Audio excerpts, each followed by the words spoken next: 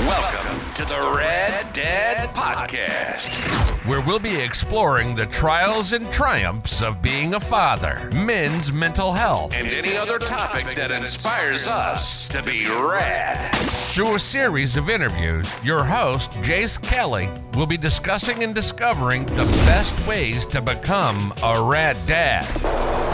Now your host, Jace. Welcome to the Rad Dad Podcast. This is episode number 8. I am here with my good friend Scottie the Pirate. Scottie. What's up, everybody? I don't know your last name. Felberg. Okay, Felberg. Scottie the Pirate. But it is Scottie the Everybody knows Pirate. Yeah, and we'll get into why he is a pirate. But thanks for being on. Absolutely. I know we've tried getting you on a couple times, but I'm glad it worked out tonight. Heck yeah. I'm just gonna be fun. I'm going to move that in there. So, just to start off, tell me quickly, like, where you grew up, what your upbringing was like, and yeah. So I was born in England. Had dual citizenship for a number of years, and then I let it lapse and didn't know. If I had known, all I had to do was send in my old license and old passport, and I would have gotten a new one. Now I'm fighting to get it back, but so I was born in England, and my family moved from England to Houston for a number of years, and then been in Utah for, since I was almost 9 and 34 now. So Utah's home. Grew up in Orem. I'm the number 5 of 6 kids. I've got 4 older brothers and a younger sister. And then I've got another family that claim as family and got a lot of family. But yeah, Utah's home. And that's where my wife's from. My wife's from American Fork. And so, you know, a lot of people don't like Utah. I've always loved Utah. And you get seasons here. And so kind of traveling around makes me realize how unique the place is. So yeah, we've actually talked about that with a few different guests, how it drives me nuts when people live in Utah and they're like, I hate Utah. And I'm like, well, it's probably because you don't get off your couch, right? Because if you get off your couch, there's plenty to do here in Utah. Yeah. Right. But that was my next question. Like, did you like your upbringing? Oh yeah, absolutely. You know, it's being the 5th of 5 boys, you get the shit dumped on you a lot. 5th of 5 boys. So and then we have one little sister. So it's okay. She can do no wrong. Yeah. Right. Yeah. In the eyes of my parents forever, and then my 4 older brothers, and so it's just I come along and I get the, you know, I think one of the things I struggled with growing up definitely was I didn't really have an identity because you're either. My dad was the athletic director at BYU for a number of years and growing up in Utah County. So it was either I was, you know, Rondo's son or I was little Felberg. And for a long time that I really struggled with that. And as a result of that, I kind of went down a different path in terms of just, well, you guys all did this, so I will do this. And it usually wasn't that great of a path. A little bit of a rebellion. Yeah. Yeah, I mean, I jokingly talk about it, but it's got a lot of merit to it. But I gave my mom 90% of her gray hairs, so you know the things you do as youth and that you learn as you get older have been kind of humbling through the experiences. And you know, everyone says you look back when you're older and you realize your parents had a lot of wisdom. I mean, it's a very true statement. I look back at some of the things my parents kind of tried to keep me from, and I just wouldn't. Yeah. You know, and I think probably one of my overwhelming personality traits is anyone tells me I'm going to do something, it's like, oh, really? No. You know, and so it led to a lot of struggles with the church. It led to a lot of struggles with my parents, with just authority in general. If I was asked to do something or explained this is why we do something, I mean, most of the time I didn't have a reason not to. So, but it was just for whatever reason, it was, no, you're going to do this, was no. So that led me into a lot of deep water. Yeah. So you did athletics in high school as well, right? That was probably a big part of your family. Yep. We all wrestled, and we were, I mean, 2 of my brothers were big in football, and we were all of us but my oldest brother wrestled. We all played baseball. So athletics were a big part. Is that what taught you hard work, or did you did you have your own job in high school, or? No, I mean, I would work summers when I wasn't wrestling, but all through high school, I wrestled year round. And so it definitely taught me hard work, but a lot of summers growing up, we went to my grandfather was a cattle rancher, and we would go up to their ranch, and we went up for a month every summer for the vast majority of my life, and we would bale hay. That's one of the few things harder than wrestling. Yeah. Hauling hay, man. It was a phenomenal exercise regimen, though. Yeah. Throwing hay. Whether you're throwing hay or throwing bodies, you're throwing. Yep. And so my grandpa, he did 75-pound small bales my whole life. Mm-hmm. He never did the huge 2-ton bales. And so manual labor. Yep. And we would always joke. We'd be like, Grandpa, why don't you just get a bale tosser, a bale kicker? He was like, I've got 5 of you. Why would I do that? Yeah. It's like, oh, you suck. Yeah. So I think it's my grandfather for sure taught us the rewards of hard work. You know, he had a cattle ranch just acres and acres and acres wide. You know what I mean? And he's running thousands of head of cattle, and you've got 150 acres of hay to hay, and you know there's no quit. It's 365 days of the year. You're out before the sun, and so I think athletics on top of a good example in that regard taught us that. That's awesome. Yeah, I've had a few discussions here on the podcast of these younger generations not having the same opportunities that we had to learn hard work. And really, you can dial it into athletics. You know, there's always athletics. You can learn hard work through athletics, but these different avenues, I feel like they don't have as many opportunities, you know. Absolutely. Learning to work hard. Well, I look at my nieces and nephews, man, like everyone is so addicted to a screen. Yeah. And it's like when we were kids growing up, we spent every daylight hour outside. Yeah. You know, we were dirty. We come home scraped and scratched and torn clothes and, you know, broken bones and stuff like that. And now everybody they're rewarding their kids with screen time or, you know, you punish your kids by parenting your kids. You punish your kids by taking away screen time, and it just has been very baffling to me, especially since, you know, as I'm sure we'll get into, you know, I missed a 7-year period, and screens were a thing, but they weren't anything like they were when I came home. And I'm watching my niece and nephews like, just go outside, literally just play in the mud. Yeah. You know, you're 8 years old. Just go outside. Like, as parents, it's like, just shut the door and lock it. Like, go do something. Get into trouble in any way you can. That's, within reason. But yeah, well, let's get into that 7-year gap, I guess. Do you want to give me a quick timeline of Scottie the Pirate graduating high school and then kind of what happened for the next decade, really? Oh, man. It's been a roller coaster, to say the least.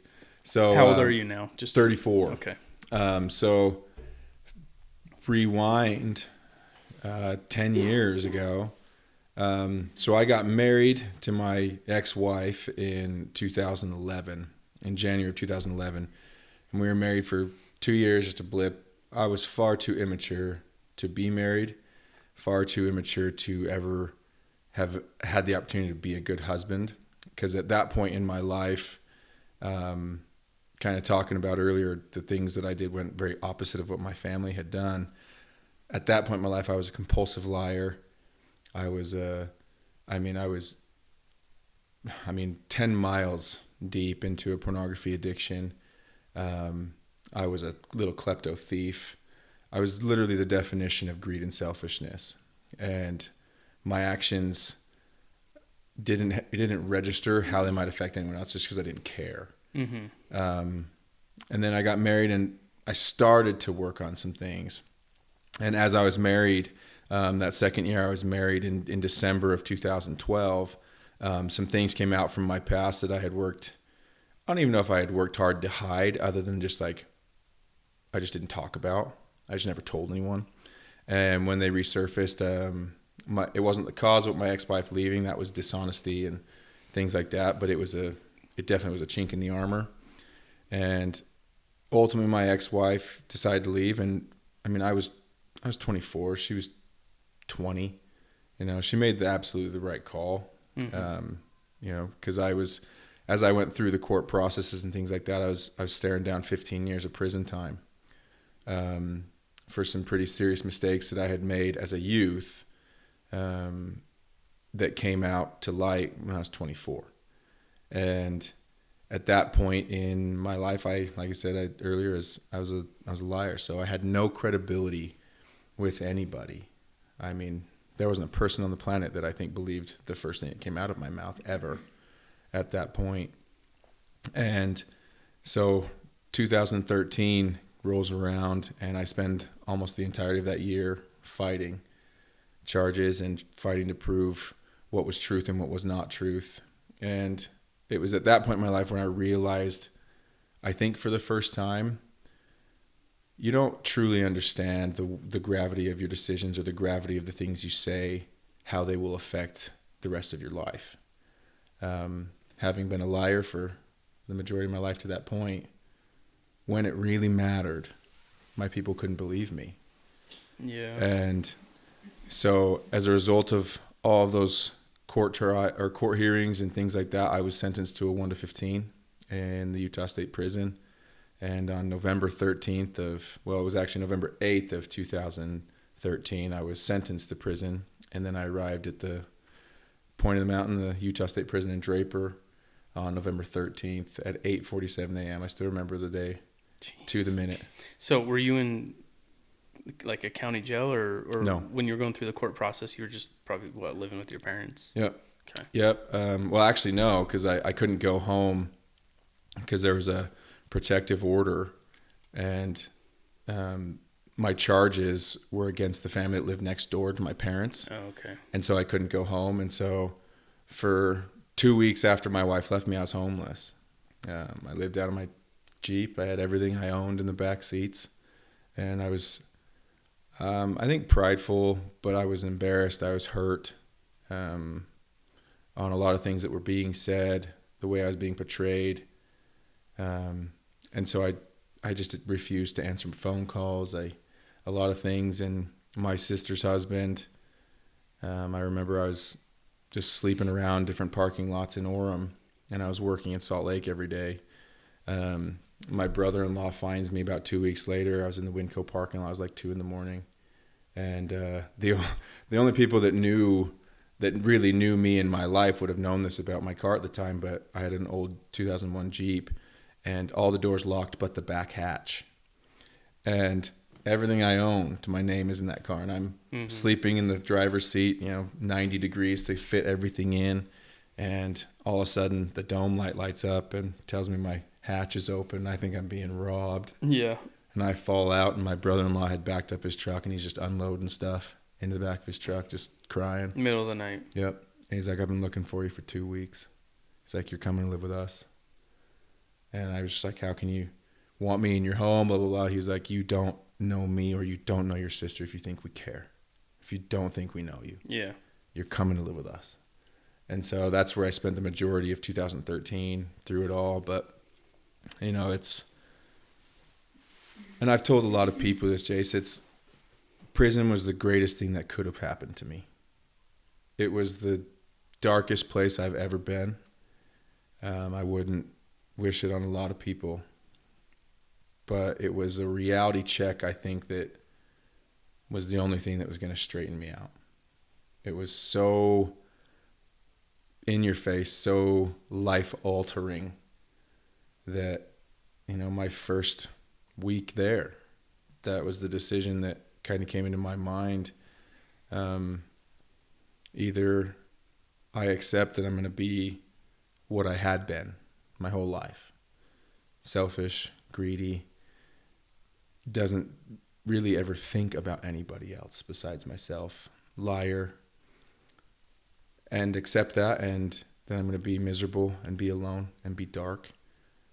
Or I try for the first time in my life to change in ways that everyone said I should try and change 20 years ago. Which is, trust God to come into my life and at all times that it's possible, be honest. And that's a scary thing, because for me, it wasn't just start telling the truth. It was correct the lies that I had told. Yeah. And I decided to give this a try. And, you know, I was so arrogant at that point in my life. And even at that point, you know, a month into a potential 15 years behind bars, was 2 weeks. I read the scriptures for 2 weeks and prayed off and on, and I hadn't felt anything. It was like, well, there you go. There's your opportunity. There's your try. I didn't feel anything. Yeah. And I had a lot of miraculous things happen to me. I had a lot of things that I wish I could forget happen, but I still wouldn't change it. So when did you feel in that process of, year 2012 to when you actually entered the prison, at what point did you feel like you got knocked on your ass, like you got humbled? All year. Yeah. Did you feel like you were at rock bottom for literally a year straight? Yeah. So my ex-wife at that time left me 11 days after our anniversary in January of 2013. Okay. Divorce finalized in March.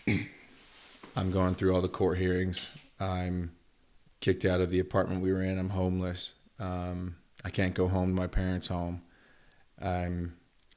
If it were not for the love that I have and the love that my sister and my brother had for me, there's a very, very honest answer to that, I wouldn't be here today. Yeah. That year found me at my absolute lowest twice with a gun in my mouth. And it came down to the fact that I could not pull the trigger, because at my absolute core, I'm a mama's boy through and through. My mom and I butt heads left and right. But I knew I could never look my mother in the face again on the other side if I pulled that trigger. Yeah. And it kept me from it, and I'm very, very grateful for it. Because my entire life to that point, I had run from very hard things. And at that point in my life, it was the first time staring something down and accepting what I had done and accepting my part of whatever it was that was leading me down this portion of my life. And so I remember saying something to my dad right before I went in. I was like, Dad, I'm rock bottom. There's nothing more I can do. And my dad didn't think anything of it, and I still don't think he really understands the way it impacted me. But he said, well, son, you can either look for a jackhammer and try and go deeper, or look up. There's always something up.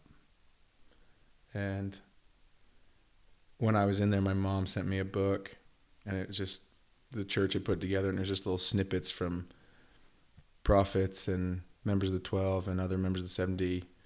And the book is called It's Better to Look Up. And it's just little quotes, from 40 years of this is why we look up.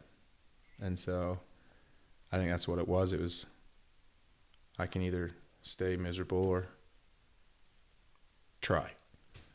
So is there a specific time in that same time period that everything clicked and you're like, I am going to start trying, I am going to do better? Or was it kind of a process? 2013 was a blur, because in terms of church and everything else, I just gave up. Like, I was trying to prove what was truth and what wasn't, and I was accepting what was truth in these court proceedings.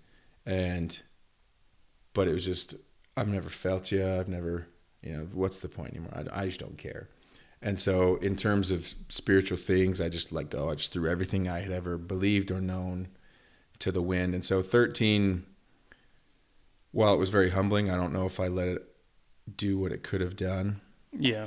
The true, I think, process started at 8:47 a.m. on November 13th, because you step into the Utah State Prison and everybody goes to the same place when you first get there. It's called R&O, and it's receiving an observation. And so when you're there, you're locked down for 23 and a half hours a day. You're let out for 30 minutes to shower, and then you go back into your cell. You're in your cell for that long. For 23 Not and a just half hours. inside. No. Okay. And these are cells that I could touch wall to wall. Mm-hmm. And they were about 8 to 9 feet long, but I could touch wall to wall. And in there you have 2 bunks, a desk, a toilet with a sink attached, and 2 men, grown men, sharing that small of a space. Wow. And they slide on tracks. They're not quiet things. And What slides? the doors to each cell are on tracks, and it is very loud. And when you first get there, they give you a bin with 1 extra jumpsuit. I think it was three or 4 pairs of white tighties and white socks, and a little tube of toothpaste that's basically soft scrub. I watched that toothpaste take off things that you would not believe, and it's like, this is what we're brushing our teeth with. If this isn't going to whiten your teeth, it'll make them rot out of your head. Yeah. I'm replaying all this in my head, and I feel like I'm watching a movie in my mind. Did you feel like you were in a movie? Were you like this? How is this real? I don't know if I ever had the how is this real because of that whole year to this point. Yeah, you kind of knew it was coming. I guess. Knew it was coming, but I think the how is this real is at my sentencing when they officially charged me with a 1 to 15. And what that means in the state of Utah is you will serve anywhere from 1 year to 15 years. Okay. Utah is one of 2 states in the United States still that has what they call indeterminate sentencing, meaning at your sentencing, you'll serve 1 up to 15. Every other state tells you're charged with a 1 to 15, but you'll do 6 years. That's almost worse than just knowing. I've thought the same thing, and a lot of politicians argue the opposite. And so that's why Utah has never really changed. But for me, it was when I was sentenced and I'm in a suit, and then they put me in handcuffs for the first time in my life. And it was like, this is it. Yeah. My life's over. You're officially a convict at that point, right? Yep. Wow. I'm officially a convict. I'm officially an inmate of the Utah state system. I think that was it. And then they take you back to what they call a holding tank, and it's just a cell basically. And I'm in a $500 suit, and I'm shackled at the waist and at the wrists and at the ankles, and I'm sitting in a cell block for like 6 hours before they put you on a transport. That was when it was, and they led me back. And did you say goodbye to your family? They won't let you. Wow. They put you in handcuffs and walk you out. Wow. And so that's when it was, oh my gosh, my life is over. And that was the thought. And so, it's, like I said, it's not something I would wish on almost anybody, but there are a lot of people that need to be there. And there are hands down some of the best men I've ever met behind those walls who make a stupid decision, once in their life and correct that decision, but they're paying.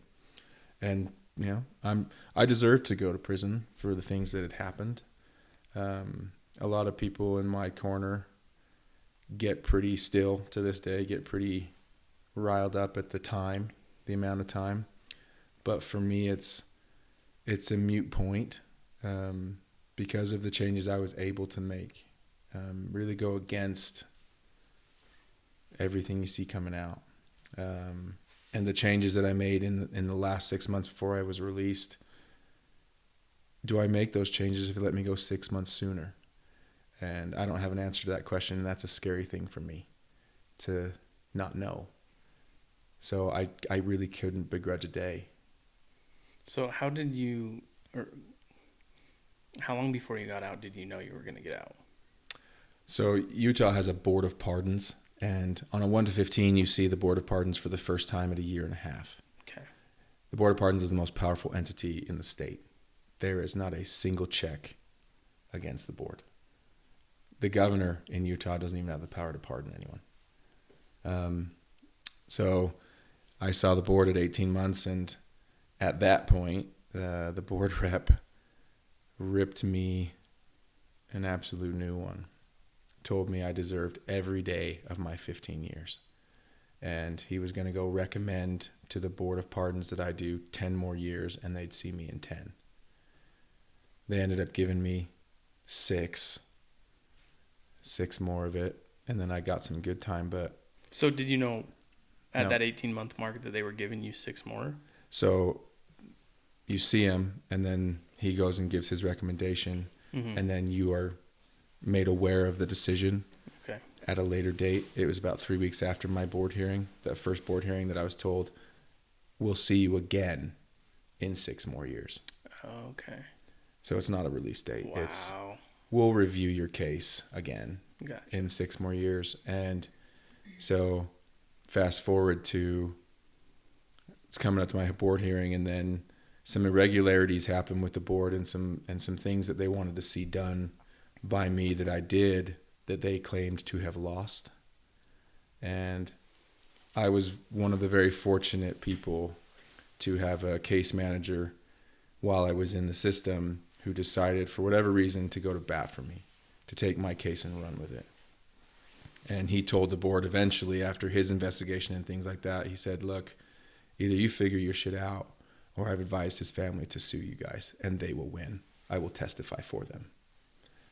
And lo and behold, a couple months later, I got a year off. Okay. And so rather than seeing the board in 2021, we're going to see you in December of 2019. And so I went to the board in December of 2019, and it just so happened to be the same representative that saw me the first time. Wow.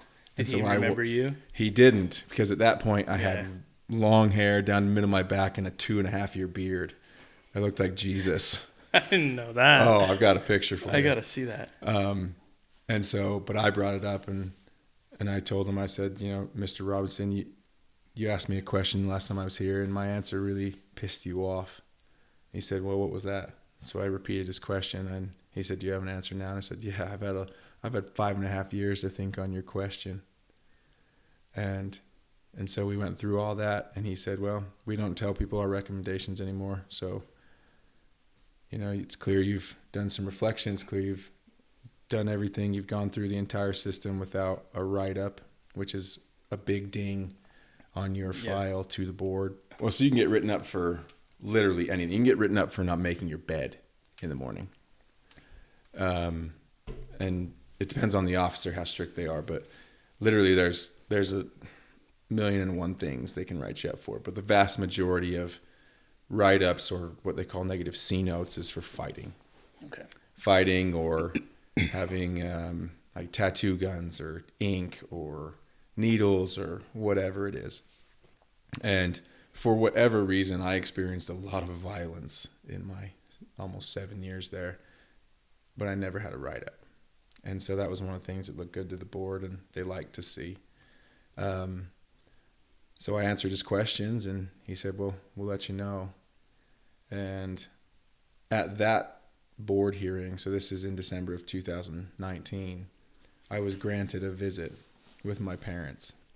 And it was the first time I had hugged my parents since 2013.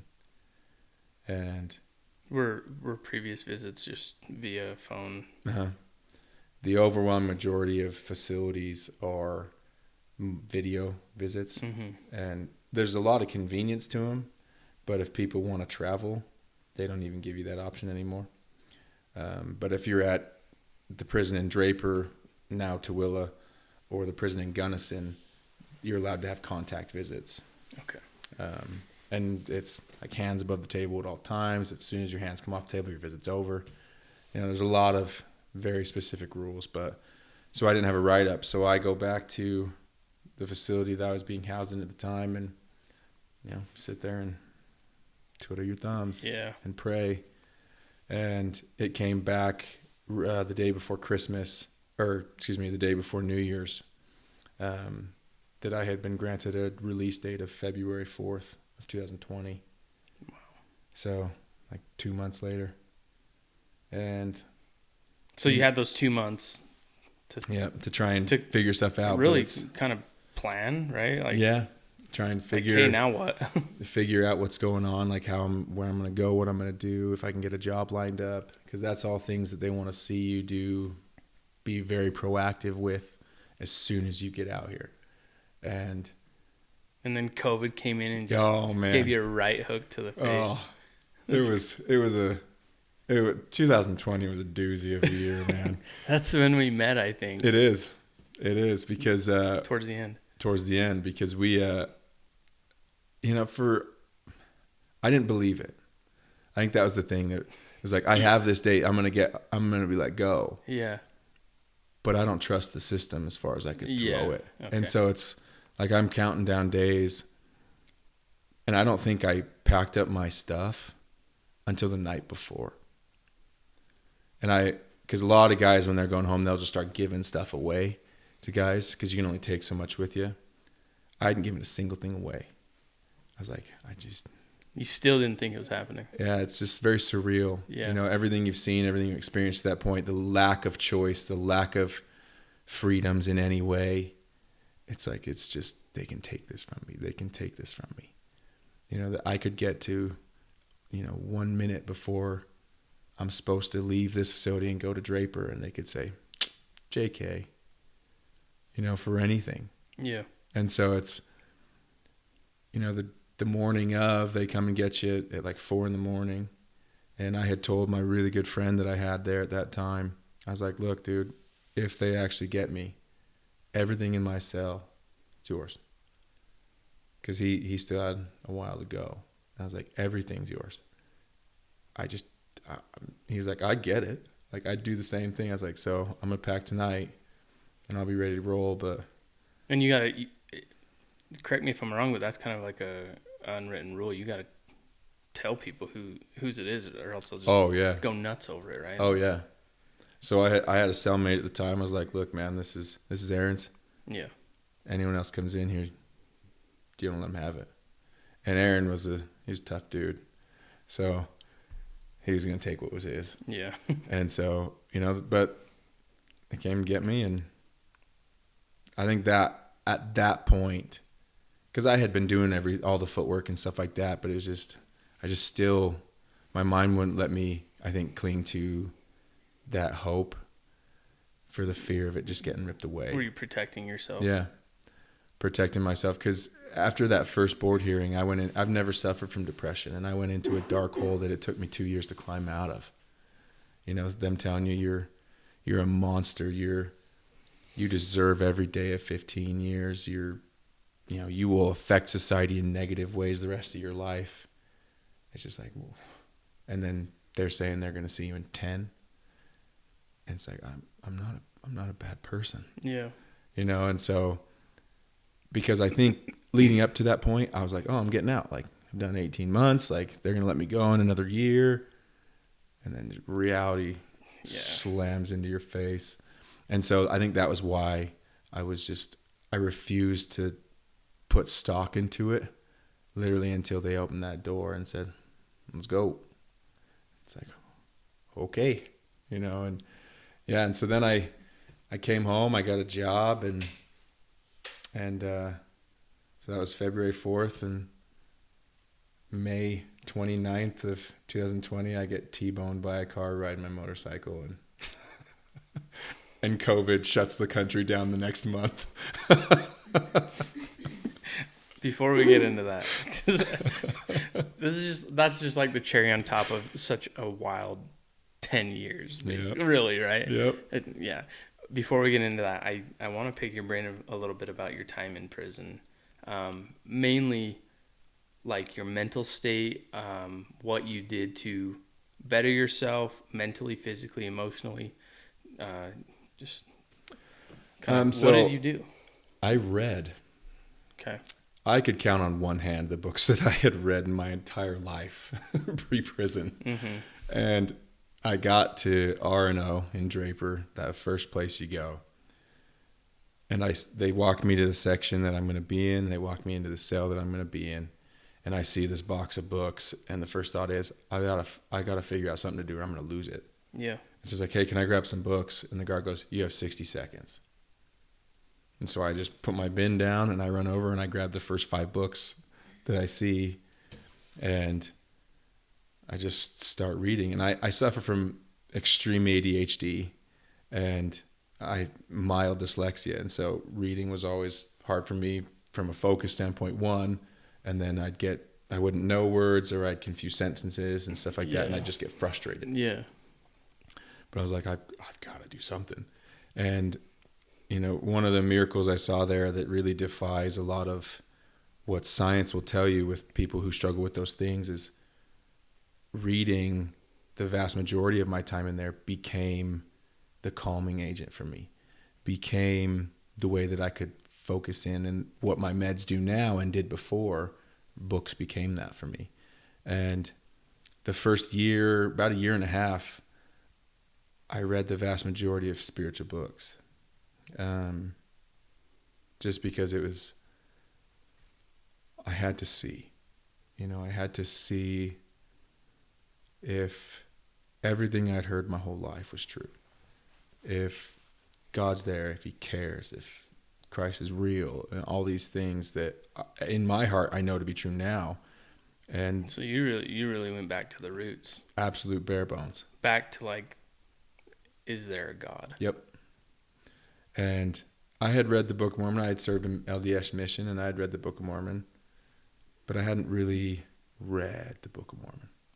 And I got in there, and like I said, I started reading, and I was like, well, that's that. You didn't feel anything, didn't get anything. And I don't share this with very many people, but it was when I was reading, and it was right after that moment. I had been reading for like 5 days, and I'd read every day, and I read most of the day. And I was in somewhere in Alma. I don't remember the exact chapter in the Book of Mormon. I closed it. I was like, well, there you go, God. Yep, you're not real. You're not there. I haven't felt anything. And I go to get off my bunk, and I go to walk out of my cell. And as audibly as we're talking right now, I hear someone tell me to keep reading. That's all it said. And I just kind of paused, and I was like, I knew my cellmate wasn't in the room, but I turned around and I looked at his bunk, and I was like, And I take one more step and very, very forcefully keep reading. I was like, okay. And I turned around and climbed back on my bunk and started reading. And I ended up reading the book, the entirety of the Book of Mormon in 9 days.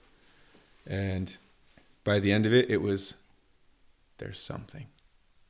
It wasn't a, here I am. It wasn't a, revelation, anything, but it was a, there's something here.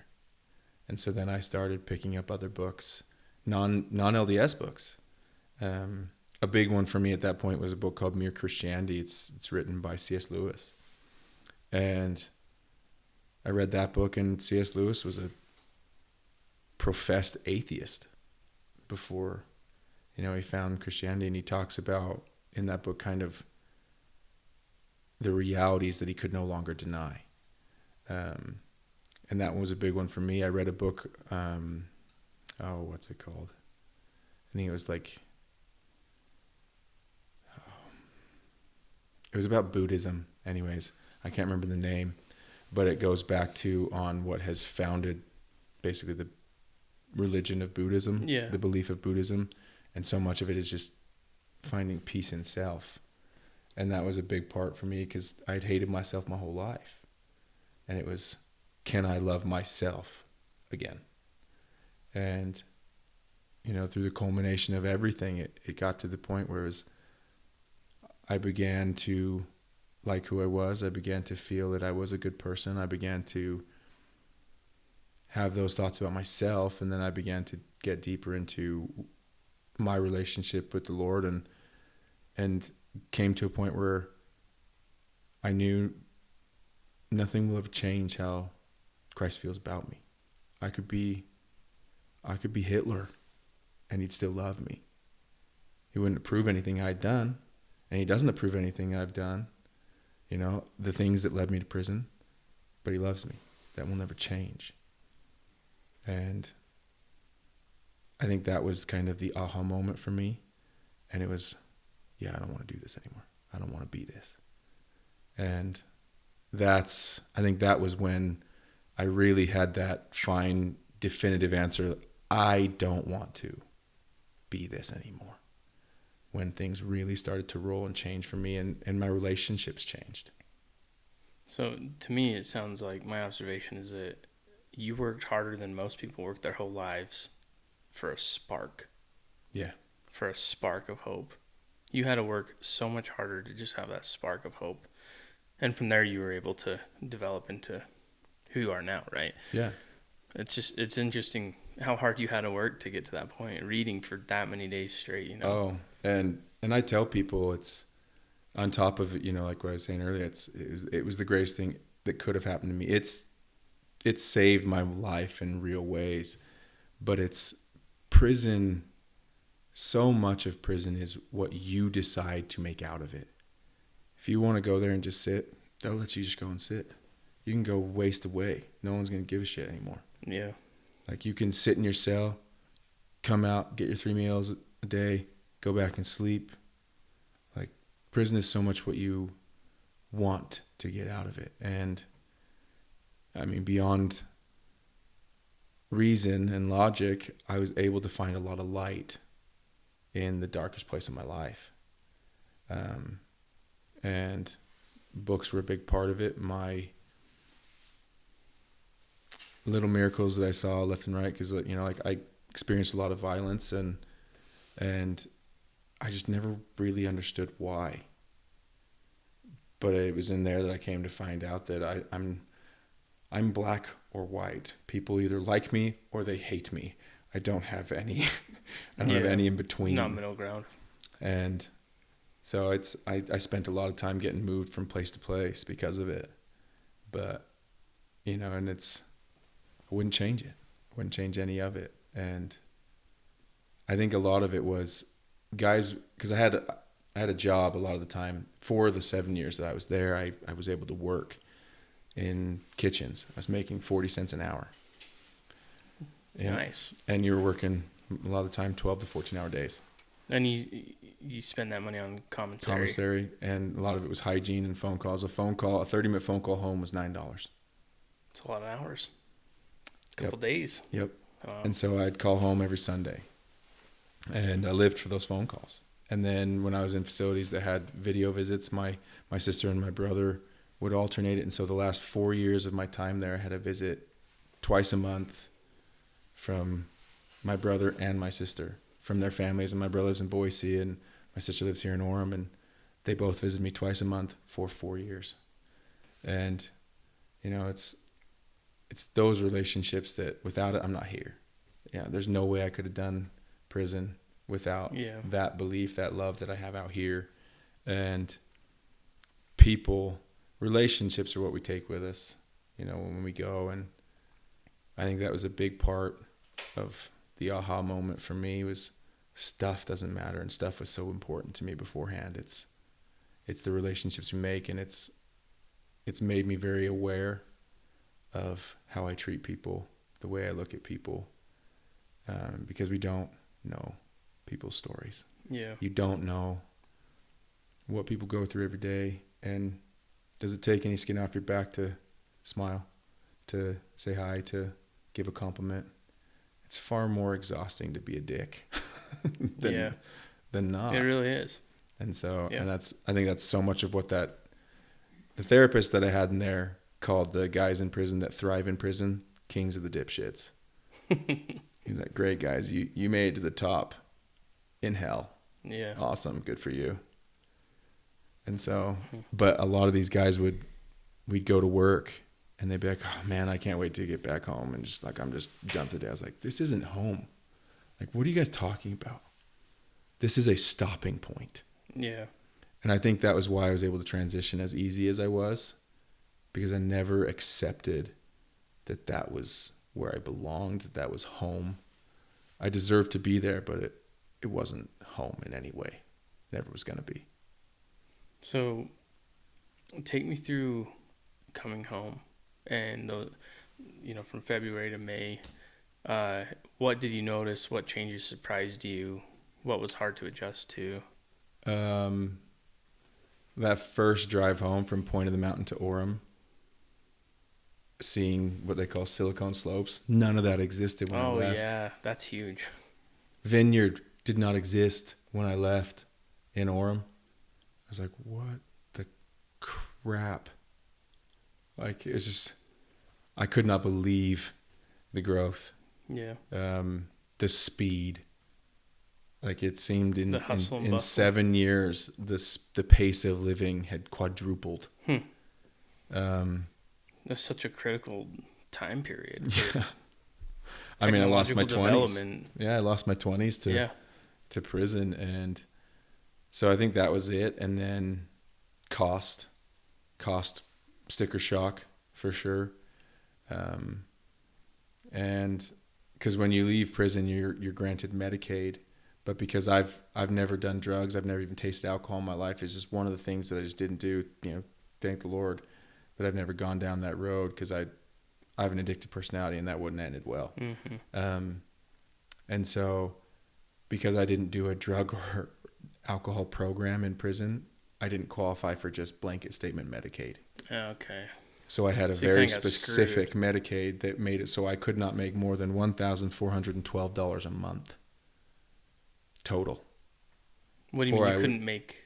I couldn't have an income more than that a month, or I'd lose Medicaid insurance. Oh, okay. And so ultimately, Medicaid ended up being way more valuable based off of the accident. So you were on Medicaid? I was when I got hit. Wow. But I was able to come out, and my parents had hooked me up with a guy that my dad was in a singles ward bishopric with, who owned a custom cabinetry company, and he gave me a job. So I came home and was working 3 days after I got home.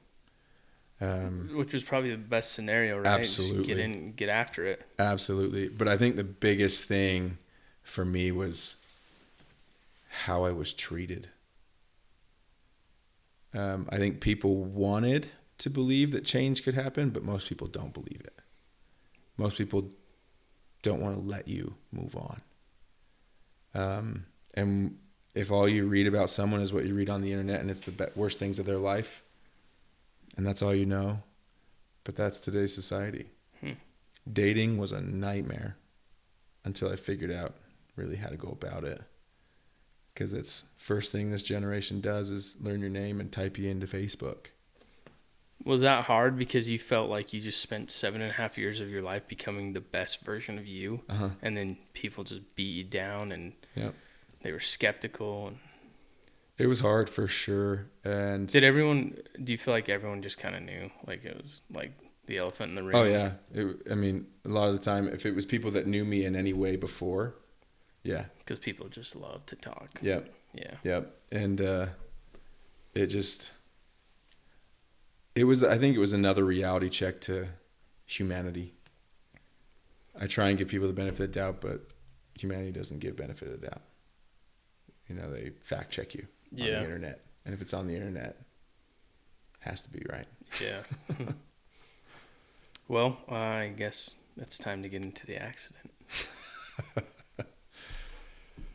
Motorcycle accident. You had to have a motorcycle, huh? I've been riding since I was 15, man. Like, it's just, I've had this argument with my wife many times. Not argument, conversation. Where it's, unless you ride and unless it's something you're passionate about, I can't explain that feeling. I cannot explain the need to be on a bike. The absolute freeing feeling that it is. Yeah. Especially after being where I'd been. Hopping on a bike, going up the canyon, winds in your face, winds in your hair. Like, there's nothing better than that. Yeah. And, and so, I mean, I was 16 years old and didn't even have a driver's license, let alone a motorcycle license. And I took a bike at that time, 197 on the freeway. Like, stupid. So stupid. Yeah. But there's just something to them. And so I had it was a Harley 1200 Custom Sportster. And I was just on Center Street in Orem. Center Street and State Street stoplight. Right in front of the Orem police station. I had accelerated through the light, and this guy was turning out of the Smith's parking lot right there, turning left, and he had never looked left. And he guns it to get in traffic. And the police report had me accelerating to 40 and him accelerating to 35. They said it's the equivalent of getting hit by a 70-mile-an-hour vehicle. And was it head on? No. So I was coming straight. You were straight. He was turning. Okay. And the problem was where he was turning from and the fact that he was turning left. I had a car in the right lane to my right, and I had a car behind me. The only place I could go was left. So I banked it as hard as I could without laying it down. And I went this way, and he was turning left, so he just basically went with me. And hits me, and the first thought out of my head was, you've got to be joking. Then I get hit, and I scream into my helmet, you got to be shitting me. And get hit, and then I go airborne. And from where I got hit to where I stopped, just ragdolling down the road, was 47 feet. From point of contact. From point of contact. And never lost consciousness, never hit my head. Separated my shoulder. So you remember all this? Oh, yeah. Wow. Oh, yeah. Because I went airborne because, I mean, this is my wife's biggest argument here, this has been my third motorcycle accident. I had one at a 16-year-old, had another one just 20 miles an hour in 2011. And like third time's a charm kind of thing. But I knew just because you have a helmet on doesn't mean you're not going to break your neck, not going to break your back. Mm-hmm. And so the witness statement said she saw me go airborne and then just start aggressively flailing my left arm. And because the first thought I had once I went airborne was I can't land on my head. And so I was going this way, and I wanted to end up this way.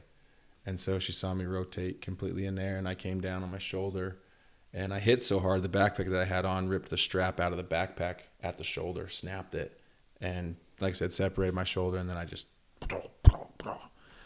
ragdolled down. And I didn't feel anything until I came to a stop. And then it felt like my foot had just been shoved into a furnace. It was being set on fire.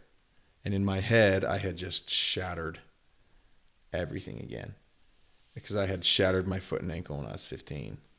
And I had a lot of metal and plates and things in there already. So did you picture, because like I like to replay stuff in my head. And did you picture, like, as soon as you felt that pain, like in your mind's eye, you pictured everything just shattered? I knew it wasn't in my knee because I didn't have any pain in my knee. Okay. So I knew it was below, and that's why in my head I had just shattered my foot, my ankle, my lower leg again. And I came to rest on my back, and I grabbed my helmet and just kind of like started banging my head into the road from pain. And I never looked up. I never looked at it. And so this woman runs over to me, the witness, and she said, please stop moving. Like, I'm a nurse. I just want to check your neck. Please stop moving. And so she checks my neck, checks my spine. And by the time EMTs got there, the police report has their response time at 2 minutes and 47 seconds because they basically just walked out the front door. Yeah. Like, oh, hey, look, an accident. But, you know, to the gentleman that hit me, to his eternal credit, he stopped immediately and he accepted full responsibility, which made it so I didn't have to try and prove anything to insurance companies. Police officer said he got to his window and the man said, it's my fault. 100% my fault. What, I feel like that's rare. It is. The crappy part was he was brand new to the country and had literally the most bare bones insurance plan you could possibly get and stay legal for insurance. And so it was $25,000.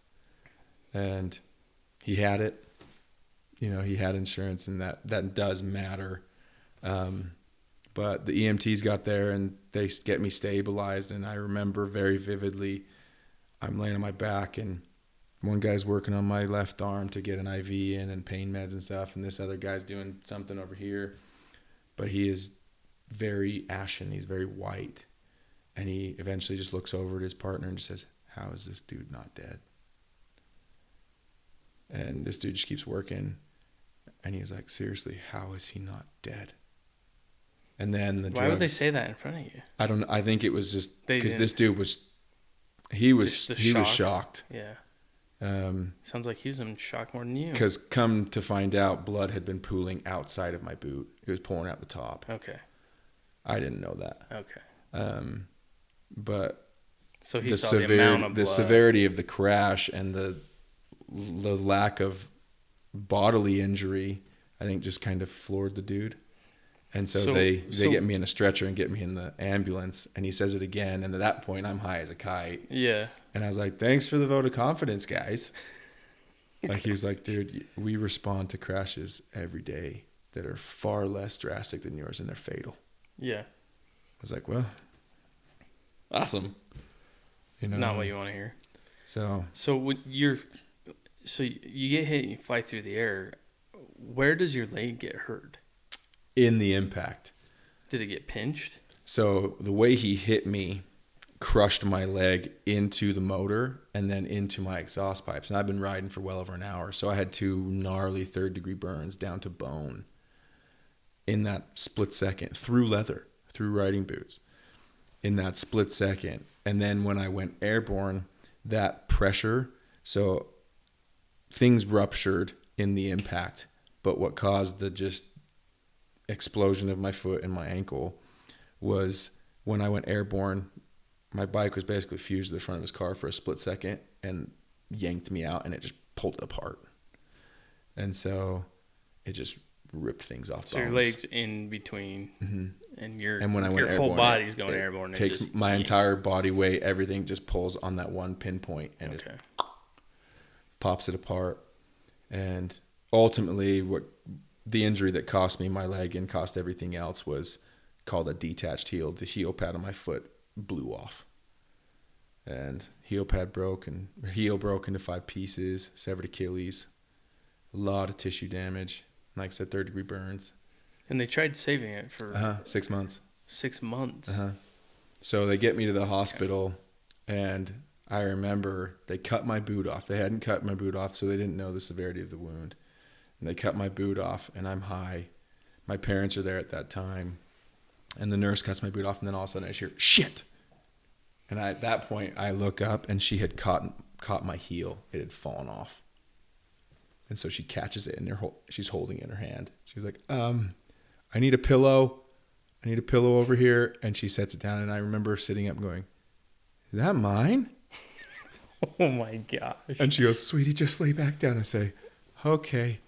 And I lay back down. Oh, my gosh. And my mom got 2 pictures of it, and it's not pretty. So that was May 29th of 2020, and at about 6:30 a.m. the next day, I had my first surgery. And then they waited another day, and I had my second surgery. So they fixed the Achilles and try and fix all the tissue first there, and then they did the heel that second day. And what makes a detached heel so, what would be the word, so dire, is you only have 2 of them. They can't replace a heel pad with anything else on the body. And it's just a thick fibrous pad. And when it blows off bone and they try and reattach it, you're trying to reattach tissue to solid bone. Okay. And it's when they are explaining a detached heel, they said every detached heel, it's 50-50 whether the body wants to accept it or not. It's such a crapshoot. We do everything we can, and if the body accepts it, awesome. If it doesn't. So I ended up having 6 surgeries before ultimately my leg got amputated. So, and that was December of 2020. Run me through finding out that it ended up having to be amputated and what you felt. Well, man, that was, my first surgeon was a joke. Decent surgeon, but just a useless, kind of a mean-hearted person. And after my second surgery by him, I transferred to a foot and ankle specialist. His name is Dr. Hoops. And my first appointment with him, he walks in, and this dude is like 6'7", 6'8", runner thin. And his first words out of his mouth were like, he puts my x-rays up and he goes, all right, man. And I just lost it. I went just full on nuclear on this dude, and just F-bombs are flying. My mom's sitting right there, and she's just yelling at me to stop. And I am losing my mind on this doctor. And because I'm in just more pain every second of every day from nerve damage and just atrocious pain. And in my head, I don't need you as a doctor to process my grief. I don't need you to tell me how good or how bad it's going to be. Your job is literally to tell me the facts of my injury and nothing more. You know, that's what I'm paying you to do. That's what your job is. I don't need you for anything else. And I'm screaming at the top of my lungs. Yeah. I am fuming. And I get done with my rant, and he just stood there, arms folded and a little like smirk on his face the whole time. And my mom is at that point, she's like got angry tears. She's embarrassed. She's mad. And I'm breathing heavy, and I get done, and he just looks at me and goes, "You done?" And he goes, "That was the first. All right, man, here's the facts." And he lays them out as cold-hearted as you can do. And he explains to me the severity of the injury, what the injury is, the prognosis on recovery, on potential recovery, and what he says to me is he says, "Look, man, how we reattach heel pads is called foot anchors. They bore them into your foot bone and they lift the pad on and then sew everything from inside out, reattach." He says, "I've only ever put in 2 foot anchors in my career to this point. In medical school, I read of 3. You have 4 and 2 loops of surgical wire holding your foot together. I will be shocked if you keep your leg." And for me, at that moment, it was just a sigh of relief. At that point, I know what I'm staring down. Yeah. And I can work through it. And as it went on, and I have a good friend of mine who lost his leg about 15, 16 years ago. And I called him pretty regularly. And because the amount of nerve damage and nerve pain that I had, I couldn't wear socks. Putting socks on felt like someone was taking scalpels, just digging them in left and right, over and over. They'd bring me to tears. I mean, a bed sheet across my foot in the night would wake me up. And so as it got closer and surgeries weren't taking, I had already started to accept that I'm probably going to lose it. And even if they heal it and it recovers, I was never going to run again. Yeah, just won't be the same. No, I never would have run. I would have had really severe, what they call drop foot. My tendons and things like that would never have been the same. The bones would have done their thing, but it was the nerve damage that I couldn't do. I wasn't going to live on pain meds for the rest of my life. Yeah. And so ultimately it didn't take. And so when a heel pad doesn't reattach, they call it at that point a floating heel, and they won't even let you keep your leg. They won't give you the choice, because if at any point throughout the rest of your life, if you don't step perfectly flat, your heel bone can hit your pad and shear it off. Oh gosh. And so they won't even give you that choice. And so about 1.5 inches of my heel towards the end didn't reattach. Everything else had taken, but so that's what took it. But even if everything had healed, there was a really good chance that I would have made the decision to take the leg just from pain alone. And so December 10th of 2020, they cut my leg below the knee. And did you say goodbye to it or anything? Oh, yeah. Sing it a song? Oh, absolutely. The day of my surgery, my sister and her husband came over. My brother had flown in from Boise. My parents are there. My one blooded brother Casey's there. They all signed my leg. Gosh. I've got some pictures of that. Like my brother-in-law, he did like a dotted line all the way around it and then wrote "cut here." Like my brother had wrote, like pig 1, pig 2, pig 3, pig 4, pig 5, wee, and then drew a house on my heel. Like, so they had signed it like a cast. And I got to the hospital and nurses were coming in from other parts of the hospital. It was like, "I heard there's a dude who's got a signed leg." It's like, "It's me. I'm over here." And so, yeah, we had a kumbaya. I actually tried to keep the bones, but they wouldn't let me. Oh gosh, I was actually going to ask you that. Well, if it weren't for the metal that I had in there, I could have. Yeah. Because there's a company in Oklahoma that'll deflesh it, articulate it, and then bleach and seal it and send it back. Huh. I tried, but I had too much metal. In the state of Utah, well, it's actually a federal mandate. If you have any foreign material in your body, you're not allowed to have that back. They qualify that as a biohazard material. Interesting. And in my head, it was just like a wood screw. It shows you how naive I was. I was like, well, can't you just take the screws out? He said, no, these are fused into your bone. We would have had to shatter everything to get the metal out. I was like, oh, man. I wanted to mess with people so bad with those bones. So let's see this puppy. Show the camera. Right here. We got a socket. That's what we are. And I can, melt little kids' brains and just pop the foot off, It's just And you have a few different attachments, right? No, right now this is the only one. Okay. We're working to build what will be my second leg probably around this January or February. And what people don't know is this blue piece here is called a socket. This piece and this piece here is called a post, and then you have your foot. So this whole build, socket, foot, and post, is $47,000. My next build, and that's on the cheap end. Yeah, my next build is $97,000. Holy cow!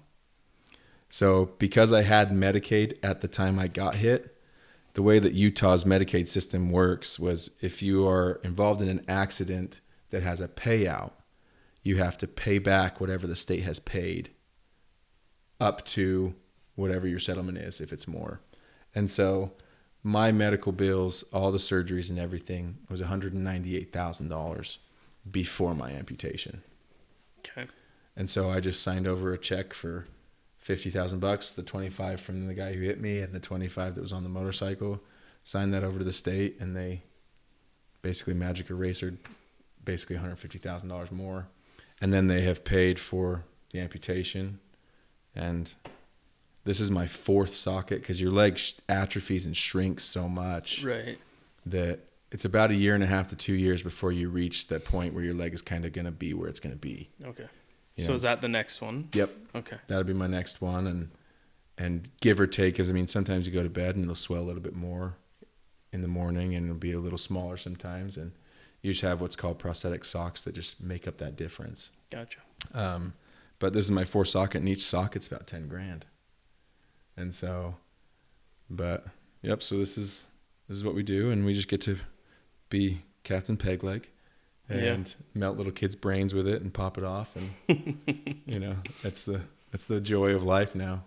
Our nieces and nephews, when they first see it, they don't know what to do. Yeah, kids get kind of nervous. Oh yeah.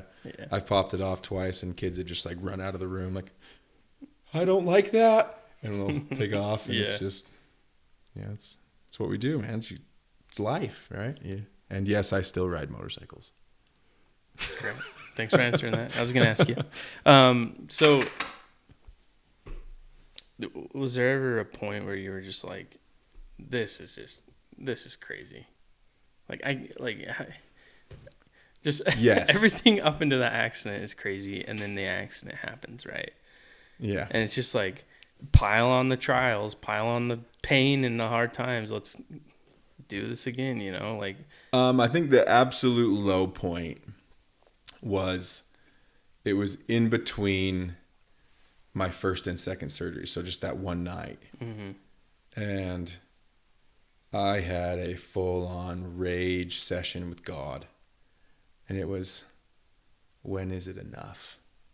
Yeah. You could have taken me home, but you left me here. Oh man, it was.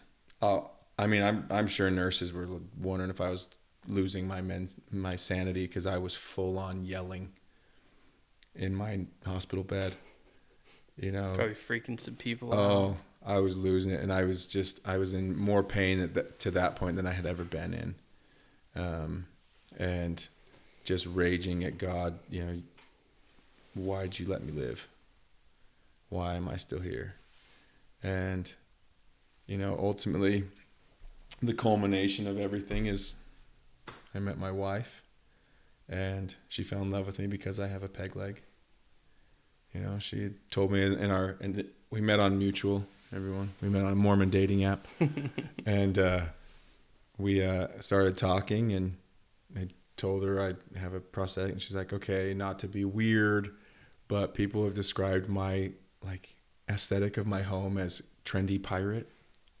And I was like, well, your dreams are about to come true then, and so on our first date, I actually wore the peg leg that I have, the peg attachment.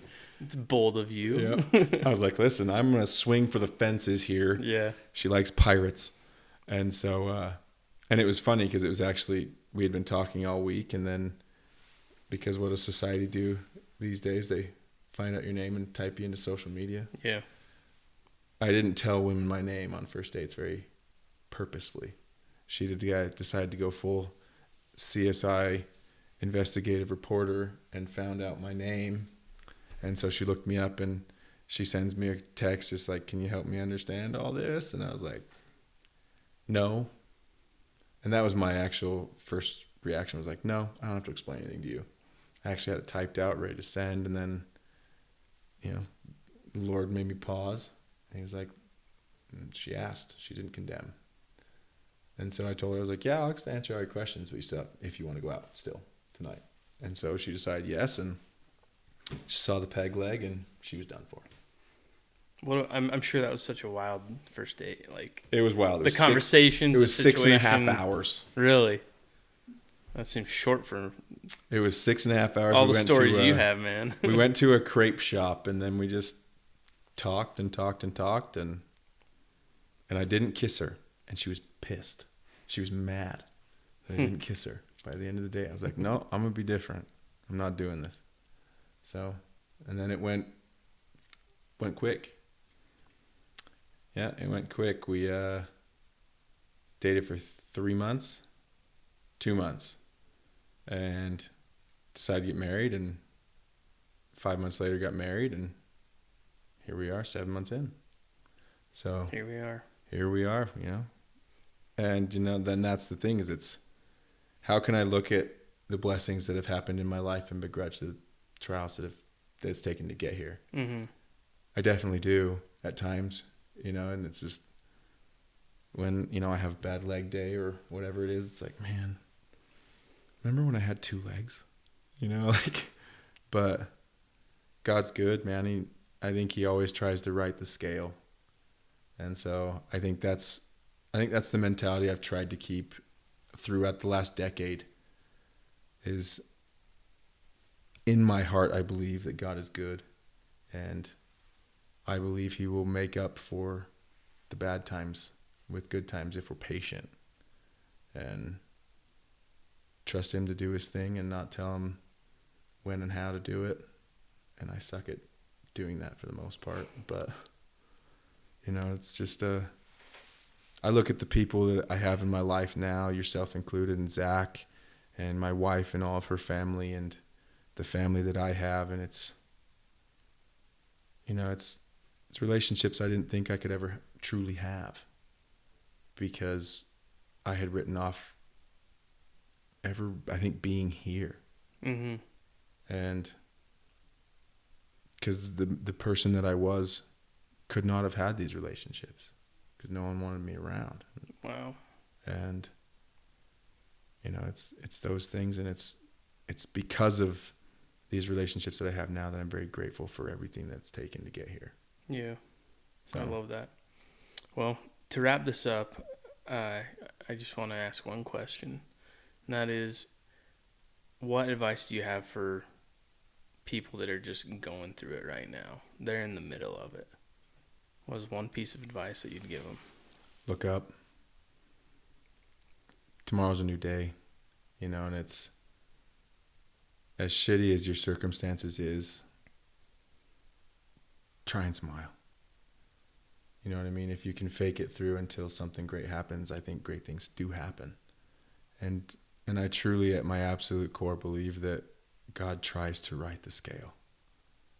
That he tries to help us if we'll let him. He's not going to force us into it, but we got to let him. And whether you believe in God or not, whether you believe in, meditation or yoga or whatever it is, whatever centers you to life,